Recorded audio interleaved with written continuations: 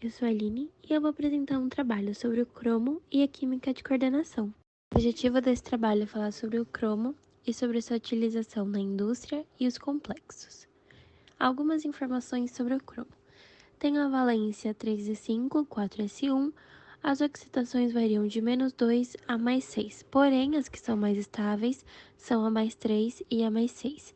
E a que a gente encontra de maneira mais fácil é o cromo 3 no solo. Agora eu vou falar um pouquinho sobre a valência do cromo. A valência esperada do cromo é a 4s2, 3d4. Porém, a mais estável é a 4s1, 3d5. Isso se deve ao fato da regra de Hunt, porque se fosse a valência 4s2, 3d4, o orbital 4s fica com elétrons emparelhados.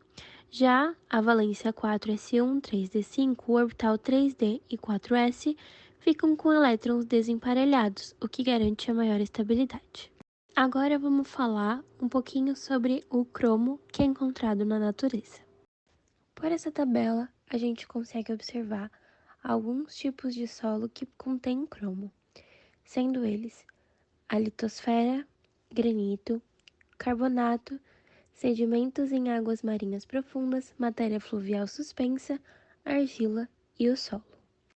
Já por essa outra tabela, a gente consegue observar quais são as maiores reservas de cromo. Os países que possuem maior reserva fica entre o Cazaquistão e a África do Sul.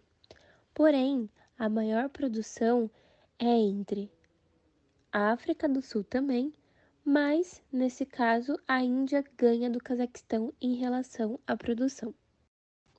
Os compostos dos metais de transição possuem uma característica bem marcante, que são as suas colorações.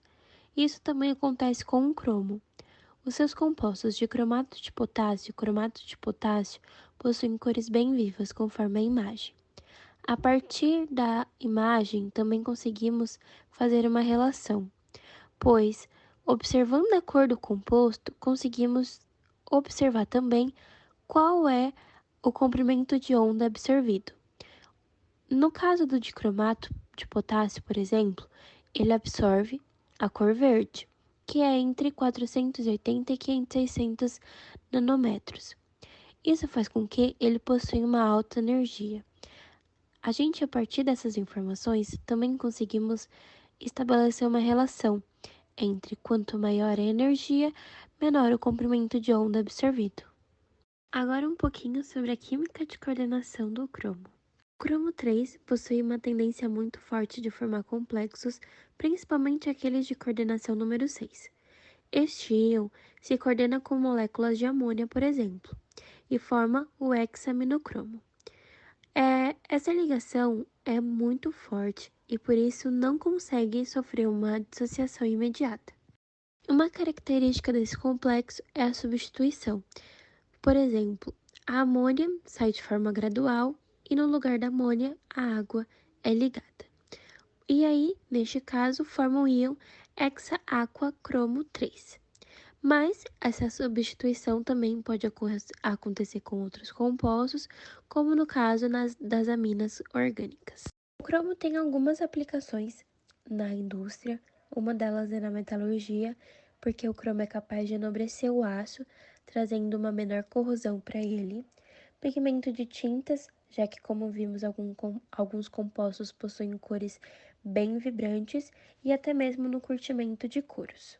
Nessas aplicações é possível encontrar o cromo hexavalente, porém ele possui uma alta toxicidade por ação carcinogênia, então faz com que o seu descarte tenha que ser feito de uma maneira muito correta, não sendo descartado em mananciais aquíferos e nem em redes de esgotos, para que não ocorra contaminação.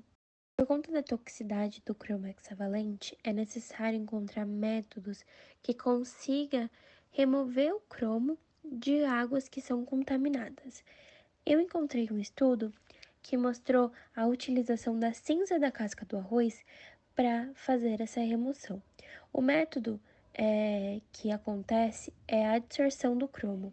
Então, o cromo consegue penetrar na cinza da casca do arroz por conta da porosidade. Porém, para que esse processo consiga seja possível de acontecer, precisa ter condições muito bem estabelecidas, como o pH e até mesmo a granulometria dessa cinza. Então, apesar de ter efeitos muito positivos e resultados favoráveis, por precisar de condições muito específicas, nem sempre vai ser o único método a ser utilizado nessa água contaminada. Esse foi o trabalho. Falei um pouquinho sobre o cromo e algumas características específicas dele. Espero que vocês tenham gostado e essas aqui são as referências utilizadas.